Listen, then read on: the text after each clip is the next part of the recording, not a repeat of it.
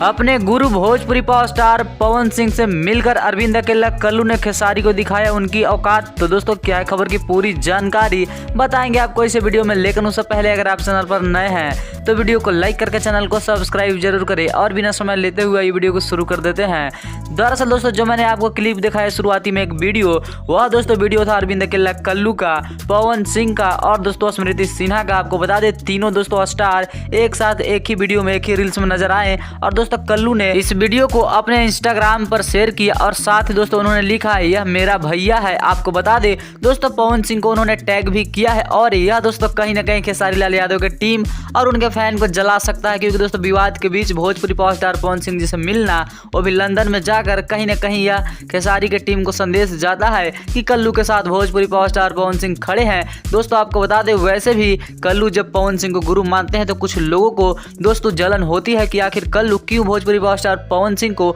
अपना गुरु मानते हैं। और वैसे में दोस्तों यह रील्स कहीं ना कहीं यह बयां कर रहा है कि भोजपुरी पावर स्टार पवन सिंह और कल्लू के बीच में कितना ज्यादा गहरा रिश्ता है। आपको बताते चले दोस्तों यह वीडियो देखते ही देखते सोशल मीडिया पर पूरी तरह से वायरल हो चुका है और दोस्तों फैंस काफी ज्यादा पसंद भी कर रहे हैं पवन सिंह के और कल्लू के। और दोस्तों आप क्या कहना चाहेंगे इस वीडियो को देखकर कमेंट में जरूर बताएं।